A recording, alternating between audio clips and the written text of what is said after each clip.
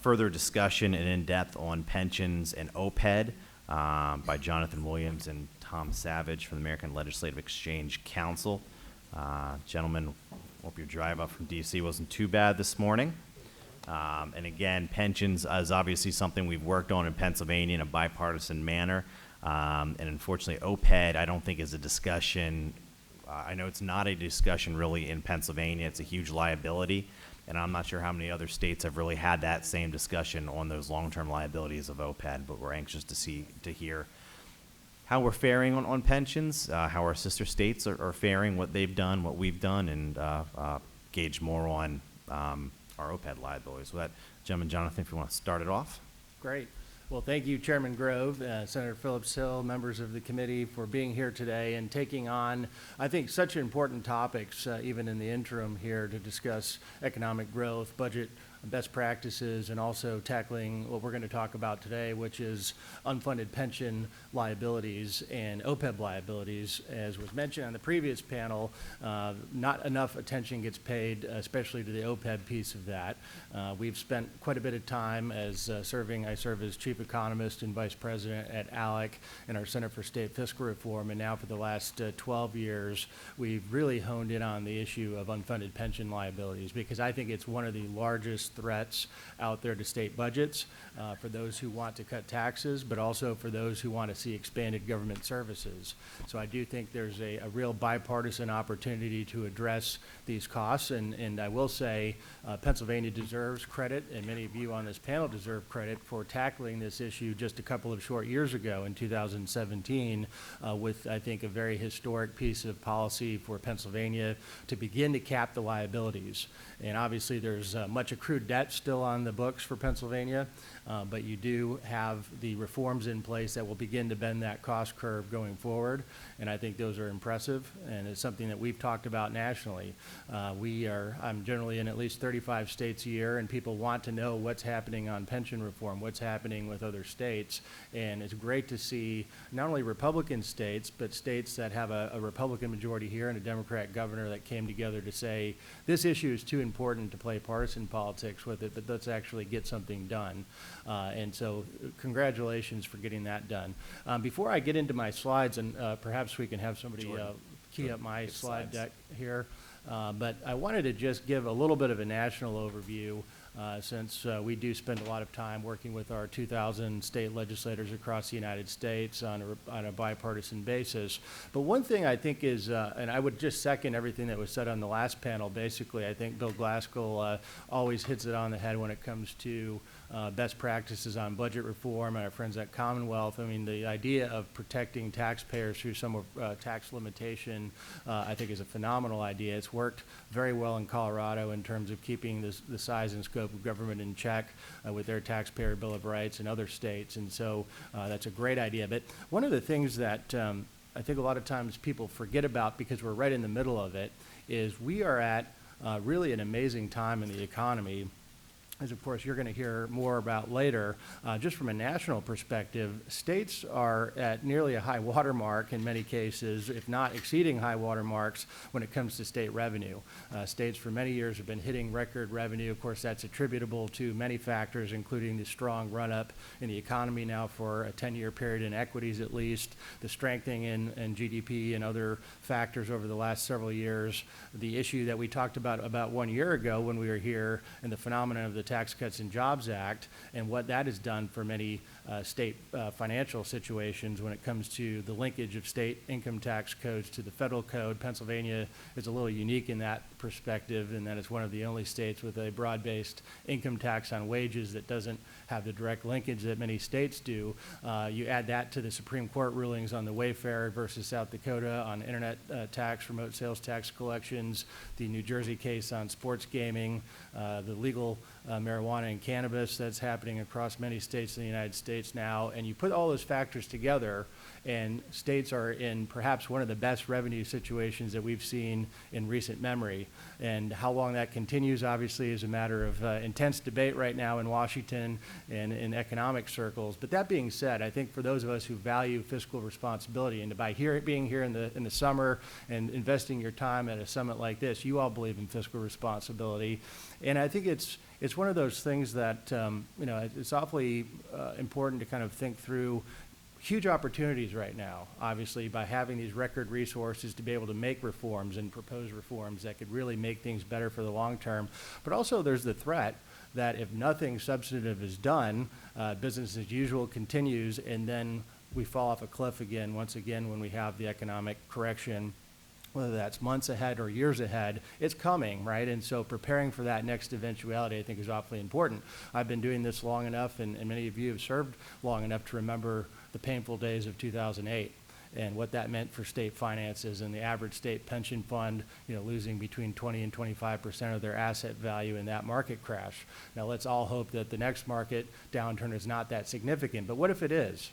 And if I were in your shoes, that would be one thing that would keep me up at night as state policymakers, is what kind of reforms are you enacting during the good times that will insulate your citizens and your taxpayers during the next downturn. So a few of the things that I wanted to cover today when it comes to pensions, I mentioned the 2008 market crash, which was really a watershed moment for the discussion of pension reform, because leading up to 2008, we had a pretty good market run-up in both the tech run-up and then in the post 9/11 downturn and that run-up. And many states were not really talking about substantive pension reform for quite a few years. In fact, in many cases, we saw the opposite of states retroactively adding new benefits and 13th checks and things like that when times are good. Back to my point about sometimes the most dangerous times for those of us who believe in financial responsibility are the good times, because many times then the best practices like Bill and others were talking about go out the window because there's no need to economize between needs and wants. You look at some of the other factors across the country of states skipping contributions. They're not making their ARC payments in many cases, or they're making a fraction of the ARC payment. I know this came up in New Jersey, where you had previous administrations saying, well, we're making a certain percentage of our ARC payment, and so we made our ARC payment. And they don't realize, of course, that you're further falling behind by not doing those kind of basic practices. In some cases, of course, employees not contributing towards the funds as much as they would be in the private sector. And of course, things like automatic cost of living adjustments have been things that, regardless of actual scenarios, have all added to pension costs out there going forward. This is one slide that's a little bit outdated at this point, but if you were to add the last couple of years to it, the Boston College Center for Retirement has these available, and I'll be happy to send you the updated data as well. But this tells the exact same story as the more recent couple of years as well. As you look at as a percentage of payroll, and this is nationally, what has happened to rising pension contributions as a percentage of payroll going back to 2001, where the average was about 6.7% of payroll. Fast forward to today, nearly 19% of payroll going to pension costs. And once again, if I were in your shoes, these would be the kind of things that would keep me up at night. And of course, as liabilities have even risen in many cases, the contributions have gone up at the very same time. So telling kind of a very scary from both ends of that perspective. One individual, just to prove that this is not and should not ever be a partisan issue, Rahm Emanuel, former mayor of Chicago, highlights, I think, the trade-off argument or the crowding out argument very well, is that we should not be forced to choose between pensions and police officers or pensions and paved streets. And that is a real issue in places like Chicago. I'm a Michigan native, as many of you know, and the Detroit story is also very telling when it comes to pension liabilities and other debt pieces. Of course, Pennsylvania, as I mentioned, should be commended for addressing, at least starting to address your issues a couple of years ago. There are some other great case studies in states that have started to move towards more of a hybrid or defined contribution approach for new hires. My home state of Michigan being one. Back in the 1990s, we were one of the early adopters of pension reform under actually an ALEC founder, Governor John Engler, who moved all new state employees into defined contribution plans in the 1990s. And according to Rick Dreyfuss here from Pennsylvania, that many of you know, a good Pennsylvanian, he had estimated now that Michigan has saved $45 billion off of its unfunded liabilities just because of moving new hires into defined contribution in the mid-90s under John Engler. And of course, then the concern over some sort of a brand new cost really blowing pension reform out of the water in Michigan did not materialize, and that was a very successful reform. And more recently, Michigan addressed the school employee piece of local employees on pension reform. And then, of course, you can see some of the other states, Alaska, Utah, Oklahoma, and Arizona, have all moved towards fundamental pension reform in recent years. Some of the polling I find interesting. The Reason Foundation had put together just in recent years, talking about the broad public support for fundamental pension reform, whether you're talking about people being concerned about current pension costs. It's over 70% of Americans concerned about pension costs. 82% say government employees should contribute more to their own retirement. So really high numbers when you look at the public polling there. And even when you look at really substantial reforms, like moving new hires to defined contribution style accounts, 2/3 of Americans support that type of reform. So really encouraging numbers for those of you interested in pursuing fundamental pension reform. And then 3 takeaways from the Detroit bankruptcy, according to Judge Stephen Rhodes. This was the capstone of his 25-year legal career. And of course, this was a sad, very sad chapter for my home state's history of going through that devastating financial piece and just the out-migration, high taxes, and debt that had built up in Detroit. But 3 pieces of takeaway that Judge Rhodes left us when it comes to pensions were: make your plan contributions. If you're going to have a defined benefit plan, keep the promise and make sure you're making those contributions annually. Make sure you're calculating your liability correctly, which this is where state and local governments really, I think, get it wrong many times, in that they don't follow the kind of accounting standards in the private sector that we would find to be necessary under real financial rules and accounting standards, where the GASB standards allow states to just assume many rates of return that may not materialize, certainly not in a risk-free basis when you're guaranteeing payments in a defined benefit scenario, assuming other things on actuarial assumptions that people like Rick Dreyfuss have spent a lot of time talking about. And then finally, rethink the defined benefit pension model. And as one thing from a political economist perspective such as mine, looking just at the public choice idea of defined benefit plans allow people to make promises, get the upfront political benefits of making those promises, things like even bad pension practices, retroactive enhancements, things like that when times are good.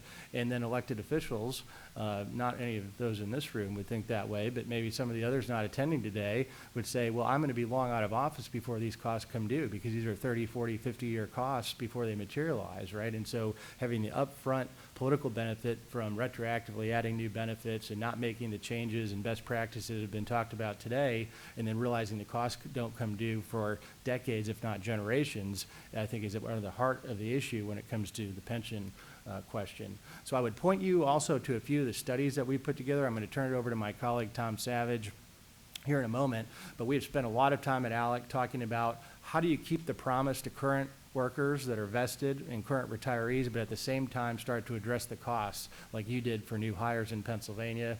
So I'd encourage you to check out the resources on our website. And my contact information is there. And of course, you'll have the printed slides in case anyone would like to follow up after the fact. So I'd like to turn over to my colleague, Tom Savage. Before we turn it over, I was looking at the legislators at the table, and before we leave pensions, just want to make a point. Every member at this table either is not in the state pension system or has a defined contribution plan. So I think that's a unique collection of legislators present right now. So before we leave, we're trying to address the problem, so at least personally. And you're leading by example, so absolutely. Oh, thank you, Jonathan, for getting us started off, and thank you all for having me this morning. And I'd just like to say that's that's a great sign of leadership, and that's really a step in the right direction that you're all taking, that defined contribution approach to your retirements. And as Jonathan pointed out, the pension situation is looking pretty serious right now. But where exactly does Pennsylvania stand? You'll find these numbers in the booklets that were handed to you right before our panel in the Unaccountable, Unaffordable publication. That's our pension report, also available on our website. So Pennsylvania right now has a funding ratio, so that's the ratio of actuarially valued assets to actuarially accrued liabilities, at 29.42%. That's 40th in the country. Their total risk-free unfunded liabilities are currently, just over $212 billion. That's 12th. So there has been significant improvement with the implementation of the hybrid system and the defined contribution model, but those unfunded liabilities are still present, and that's roughly $16,550 per resident of Pennsylvania, and that's at the 29th mark. And now we'll take a deeper dive into each specific retirement fund. You'll see here on the screen that the municipal retirement fund, here is on the far left in the green column, you'll see the actuarial value of assets, and then you'll see divided up the value of the liabilities in the lighter shade of red compared to the net unfunded liabilities. And that is based, of course, on the discounted rates from the comprehensive annual financial report in that far left column, and then the assumed discount rate based on the Employee Retirement Income Securities Act, and that's what a private sector defined benefit pension would be valued at. So that was based on the valuations and the guidelines provided by the IRS is about 4%. And then on the far right, you will see our ALEC assumed risk-free discount rate, which is the most conservative of the three rates at 2.49%. The reason why we value the discount rate so conservatively is based on a consensus among financial economists. I'd like to specifically cite Stanford economist Joshua Rao in his congressional testimony stating that discount rates should reflect a state's inability to default on their pension promises. So in order for it to properly reflect that, a risk-free discount rate should be used similar to based upon the yield curve of a U.S. Treasury bond. And for us, we create a hypothetical 15-year Treasury bond based upon the averages of 10-year and 20-year bond yields. So as you're seeing you'll see the really rosy assumptions provided in the state CAFRs on the far left, and then you'll see as it gets more conservative further to the right, and you'll see the same for the public school employees retirement systems. Again, the ALEC risk-free discount rate on the far right. Right in the middle there, the ERISA valuations at 4%, and then the discount rate provided in the CAFR, which is at 7.25%, which I had actually just read a few minutes ago that assumed rate is getting lowered to 7.125% and will be enacted by the end of the year. Again, a good step in the right direction, but still a fairly rosy assumption. And you'll see the same thing for the state employee retirement system as well. Just for the sake of time, I'm going to move on to other post-employment benefits, shortened for OPEB, and that's basically any benefit given to retirees that's not a pension. That could include dental insurance, health insurance, life insurance, and Medicare supplements. And in particular for Pennsylvania, we examined the Retired Employee Health Care Plan and the Retired Pennsylvania State Police Program. And so for our state bonded obligations, it's the issuance of long-term bonded obligations to finance vital projects like infrastructure, and then bonds, of course, can also be issued for more irresponsible purposes, such as papering over deficits, which I'll talk a little bit about later, and transferring borrowed funds into underfunded pension plans, which I'll discuss in a little bit. But where does Pennsylvania's OPEB liability stand? As was mentioned on previous panels, unfunded OPEB liabilities are in an even worse state than the pension liabilities right now. And so where is Pennsylvania's OPEB standing? It has a funding ratio of only 1.3%. And while that's 20, they rank 26th out of the 50 states. It's only because so many other states are in much worse conditions, but the American Society of Actuaries advises that pension and OPEB funds should strive for 100% funding ratio. The total risk-free that's using our ALEC risk-free rate on unfunded liabilities is just shy of $30.4 billion. That's 41st of the 50, the bottom 10, which is just shy of $2,400 per resident of Pennsylvania. Specifically, here's the REHP actuarial valuation of assets. So you'll see on the far left that tiny green line there is the actuarial value of assets for this plan. And as you'll see, again, as similar with the pension graphs, you have the assumed discount rate of 5% as stated in the state comprehensive financial report. And then the ERISA private sector comparison of 4%. And then on the far right, our ALEC risk-free discount rate of 2.49%. I wanted to note that we do use that risk-free rate, and although states do have the ability to default on OPEB liabilities, unlike pensions, we want to use this to sort of highlight the stark contrast between the very rosy assumptions made in many states' comprehensive financial reports, and to treat it as if, like, what if states had to pay these obligations? What does that really look like? And you see that again for the RPSPP valuations. And I'm moving quickly along to our bonded obligations. Here, so bonded debt in Pennsylvania, it primarily is general obligation bonds, then component unit liabilities, which you'll find in our state bonded debt report, and our OPED report was also in that packet as well. You could find that on our website. And total, the state bonded liabilities are just under $35.5 billion, $35.4 billion with a B, billions of dollars. And I wanted to highlight this point because I wanted to take warning of specifically pension obligation bonds. As my colleagues at the Commonwealth Foundation have excellently noted, the myth is that the pension obligation bonds are a risk-free investment to finance pension plans. That myth was definitely busted, and issuing a pension obligation bond here, they succinctly put it, it's like taking out a second mortgage in your house and then investing that money in the stock market hoping for a large return.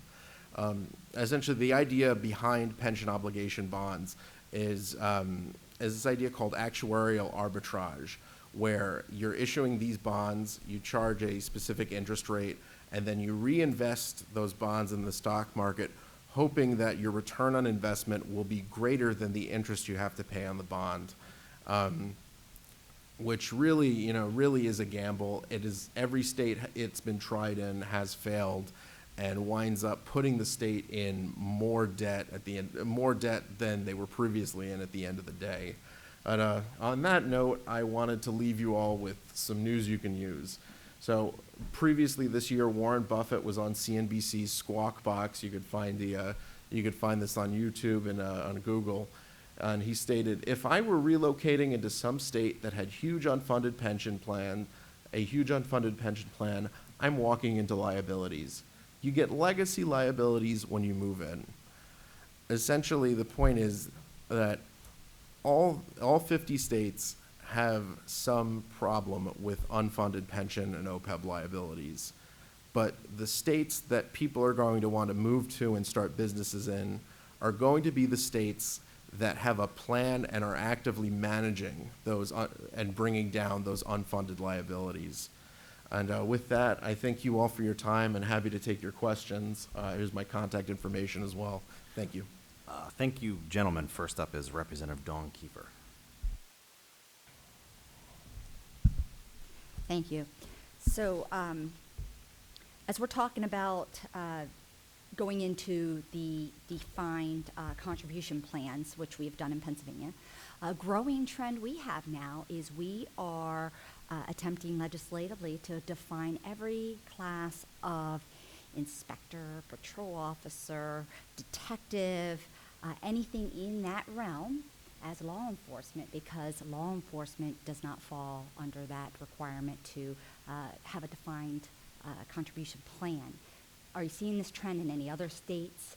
And if so, do you have any type of numbers? Because every time that we've had this piece of legislation similar come forward, we contact our independent fiscal office and ask for what is the long-term debt or implications of this, and we usually end up getting a note back from a fiscal note rather back, and it says it's de minimis. I'm not sure how that can possibly be, but I mean that's the information we're getting. I'm thinking, I could take the question. I'm thinking off the top of my head, I'm not too familiar. Like I'm trying to think back. There's a couple of states there on the tip of my tongue. Digging through the data. I think that is something very difficult. You have to. I think then it has to deal with tightening actuarial assumptions, and I think like when you're looking into the specific legislation, you would need to clearly define what the law enforcement officer is and make sure you're being as specific as possible, because sometimes very broad terms like law enforcement officer can be used as sort of a catch-all. I guess I would say treat it as try to be as specific as possible. Yes, I'd be happy to speak with you more after this in the panel. Well, I would certainly, assert legislative intent as well on that kind of a thing, and also go and, I would actually, look at the issue from a sense that when you look at the pure DC option, that's optional anyways, right? So you're looking at the hybrid that still has a defined benefit component.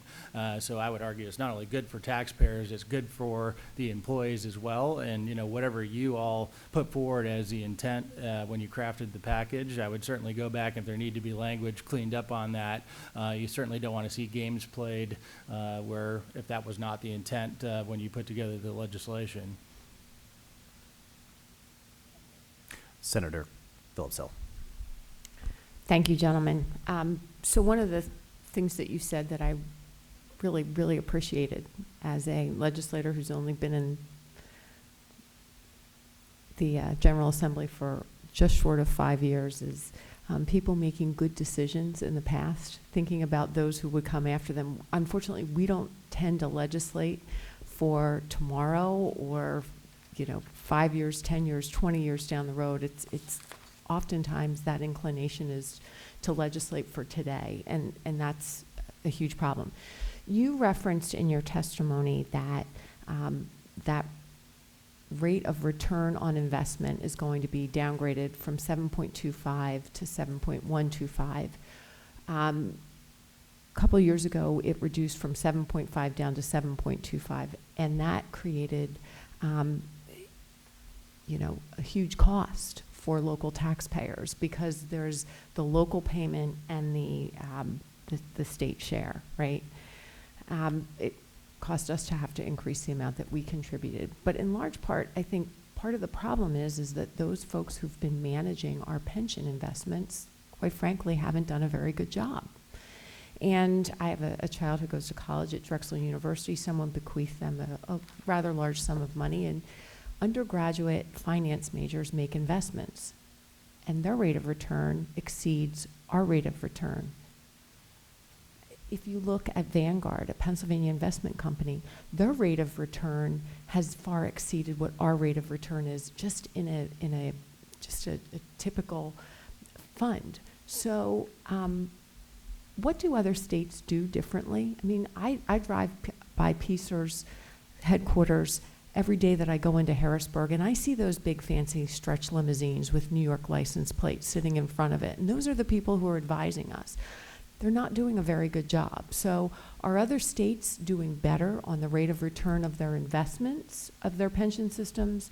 And what advice could they provide to us about how we invest our money and get that rate of return? Well, and funny you should mention, it's actually, 7%, it's just about around the national average of what's being assumed in those assumed rate of returns. I would sort of like to point out that, when you make those assumption adjustments, it may look like it's an increased cost, but what it's really doing is giving a more realistic picture of the contributions that need to be made and, sort of the liabilities that are there. I would say, there are more examples of what not to do rather than what to sort of follow aside from states like Nebraska, which have implemented the full defined contribution system with their OPED plans. I would say, it's be wary of bills that want to take a sort of political stance or sort of activist stance on investing. As mentioned in our publication, Keeping the Promise, quite often you'll see, states like California, they don't want to invest in tobacco, they don't want to invest in fossil fuels or things like that. There was a great article in the Wall Street Journal called CalPERS, which is the California Public Employee Retirement System. CalPERS, save retirement or save the world. And at the end of the day, what really matters is that you have to make sure that whoever's managing the plans maintains that fiduciary responsibility of providing the best return at the lowest risk. And ultimately, I would say, be wary of bills that want to divest on a certain issue or focus on investing. Stay that course, maintain that, and then I'd recommend as well, as sort of a consensus among financial economists is that, pension obligation discount rates should reflect the inability to default on that promise. As we've seen in states like Illinois, that pension promises are protected by the Constitution, by the state constitution, and any sort of alteration of that would be, the state of Illinois considered it a breach of contract. So what should be it should be focus on that sort of risk-free rate, as I mentioned previously. And the economist there is Stanford economist Joshua Rao. He has the full testimony listed there. But ultimately, it's focus on keep maintaining that fiduciary responsibility. Keep activism out of investing, and there's those smaller things. Adjusting those actuarial assumptions can give you a more realistic picture of the liabilities the state is facing. It's a great question, Senator, and I think you hit the nail on the head of why exactly we see this game still being played across the country of states assuming 7 or 8% on the return, is that it's very painful to lower the return even a small amount from a current budgeting perspective. And what does that mean for enhanced costs? Although I think, kind of tying back to my opening statement, and now is the time to look at these things since states are awash in cash in many cases, and that you can match better pension funding practices and reducing that assumed rate of return with the cash surpluses that are sitting in states. I think it's a perfect time to address that issue and get closer to the ERISA guidelines, let's say, for the remaining defined benefit pension plans in the private sector. But also you hit the important issue of actual returns and what does Pennsylvania look like there. And I'd have to go back and actually get those data figures for you, so I don't have them with me. But I will say, one of the things that's really interesting is kind of how these are reported, and oftentimes the fees are not disclosed or buried somewhere in a footnote, and you as policymakers, obviously, if you're hiring external money managers especially and are paying exorbitant fees in some cases, need to know what those fees are, if they're comparable to other states, and what kind of a deal Pennsylvanians are getting on those kind of arrangements. There's been lots of exposés around the country, Kentucky recently, on excessive fees, and actually lots of investigations going on there over their decisions. But it kind of raises the bigger picture, which is, historically speaking, states invested in relatively low risk investment instruments to have for their pension system, such as bonds. It was only somewhat of a recent occurrence in recent decades that states tried to chase returns. They saw the upside certainly in the run-up in the 90s with the tech boom, and even the last remaining states that had not gotten into equity investing were kind of bullied into going there because, oh, look at all this upside that we're missing out on. We need to start chasing returns. And of course, we saw 2001 and that downturn happen. We saw 2008. States have more and more risk and exposure when it comes to the market downsides of adding to equities. And of course, you've seen states even go further into riskier investments that perhaps are derivatives, hedge funds, and things like that, that are complicated financial instruments just to chase the return to try to make these funds more whole. So lots of big questions that you raised with that important piece. Mr. Chairman, if I may, one more question. In Pennsylvania, our state treasurer has the ability to monitor the pension fund accounts, and that's something that I'm hearing rumor that our pension boards would like to change, taking the treasurer out of the equation and keeping those funds more cloistered. How does it work in other states? I personally like that the state treasurer is another set of eyes on those funds, how they're being invested, what the rates of returns are. So it's almost like an independent watchdog on those funds. How do other states handle that? Well, as in most cases, states are all over the map a bit when it comes to how they handle it. One particular case that I like, we just actually heard last week in Austin, Texas, from the North Carolina State Treasurer at the ALEC annual meeting, Dale Falwell, who oversees his pension fund and their investments.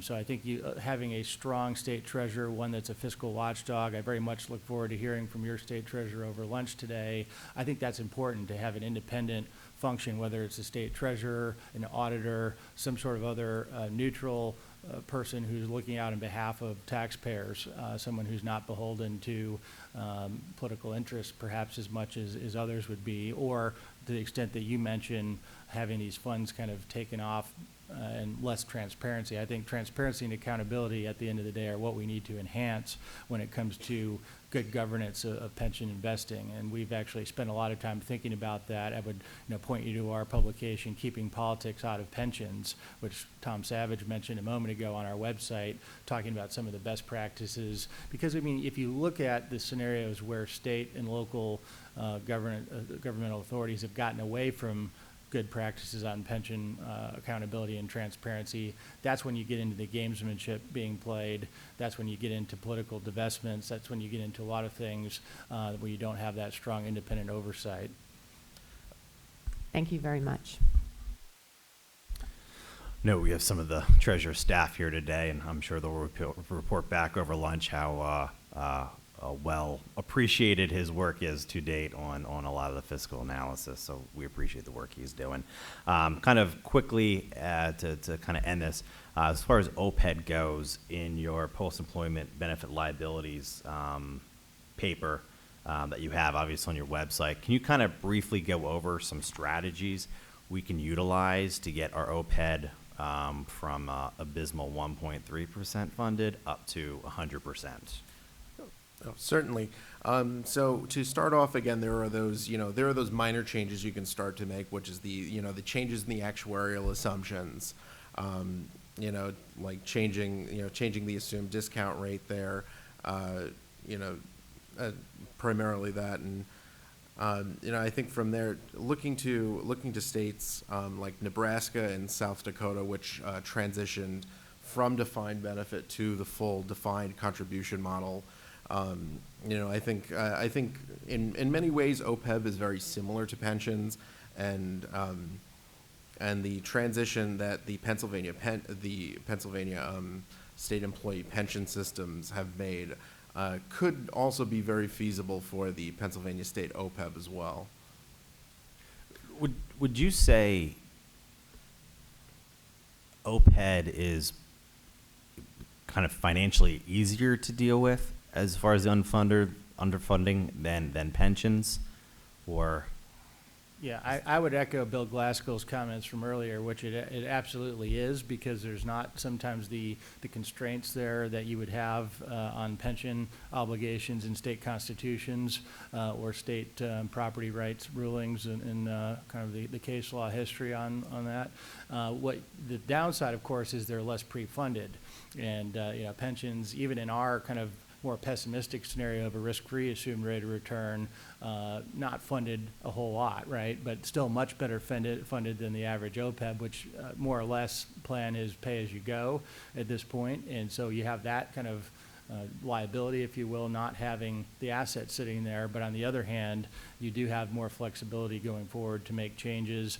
And once again, not to beat a dead horse on this topic, but with the revenue picture and the economy being so strong, I think the moment's now to start to address these OPEB liabilities before we have another market downturn. All of a sudden, we don't have the cash position and we don't have the abilities to make some of these fundamental reforms. Because I do think that if we're having this conversation 10 years from now, and especially if we have a big market correction between now and then, the reality for OPEB is going to be very ugly compared to what the reality is today. So in Pennsylvania, our governor unilaterally sets employee contracts with union employees. He signs the contracts and set them. Most of our management structure are non-unionized, so they can set a pay structure. Is a good time to deal with OPED during those negotiations with employee union contracts? Is that the kind of your precipice would be a good point?